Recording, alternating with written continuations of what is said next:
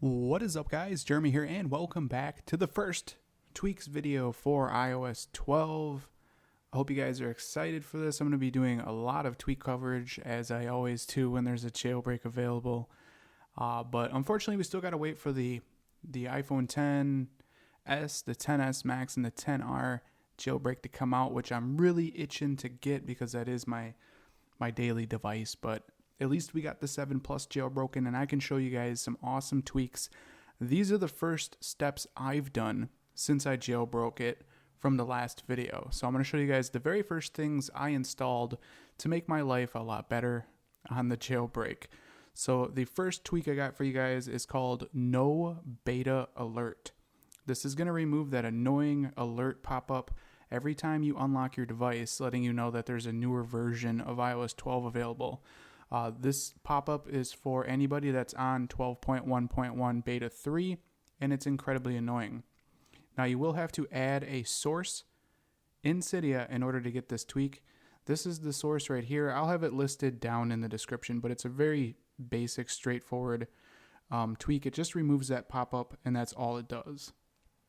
The next thing that I installed here is Filza, an incredibly important application if you know how to use it and what you can do with it. It basically allows you to browse the entire file system of your device. You can use it to change a lot of different stuff. You can use it to manually install themes and just a bunch of crazy stuff. So Filza is a definite must on my device as soon as I jailbreak it. The next tweak is Cylinder, just because it looks awesome. It's basically just animated page scrolling effects. I'm sure you guys have seen this tweak. It's been around for a very long time, and I love having it on my device. Like I said, animated page scrolling effects. Tweak is called Cylinder. The next tweak I got is DarkMessages. I don't have any messages in here right now. I believe it says it's for like iOS 10, but it does work on iOS 12.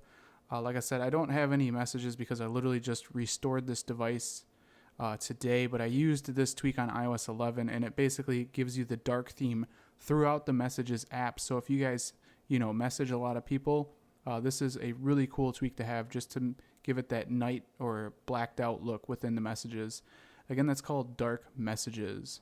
The next tweak I got for you guys is called PullToRespring, another must-have.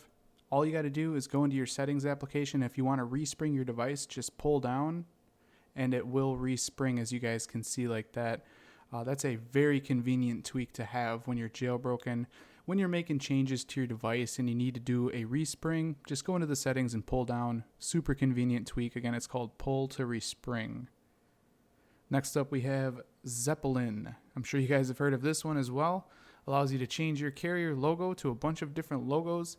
If we go into the settings app, let's swipe down until we get to the preferences of Zeppelin. Go into theme, and here are all the different icons you can change. You can change them, and then I'd recommend to do a respring for the changes to take effect. I don't think Zeppelin's been updated for a long time, so it seems to be a little goofy on iOS 12, but like I said, it does work. All you got to do is select your icon, respring your device, and then it will change it to whatever you've selected it. Definitely really cool. The next tweak is SnowBoard. This is how I've changed the theme of all my icons. I am using Muze 4. So SnowBoard allows you to do that. We can go into the preferences of SnowBoard. Once you have installed a theme, you can go ahead and select the theme here. As you guys can see, like I said, I'm using Muze 4. An awesome theme. You also do have icon options. This is how I was able to hide the labels on my icons, which is just an absolute must. As soon as I jailbreak, that's like the first thing I do.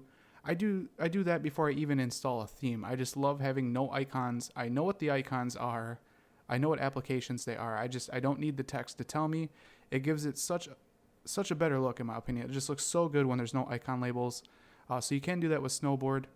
And like I said, also change the theme of all your icons, which is really cool. Next up, we have Boxy 3. That's how I was able to change the layout of my icons. Let's see. Actually, we can cancel. It's a swipe up, I believe. There we go. So as you can see, you can basically change the layout of all your icons. You will have to add a source in order to get this tweak as well.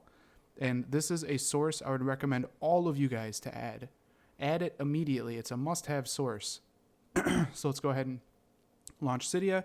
It is the PullToRespring source right there. I'll leave this listed in the description so you guys can easily copy and paste it into your CYDIA, but you definitely want that source. That is a very, very active source, and I can tell you right now that a lot of the new tweaks for iOS 12 will probably be featured within this source.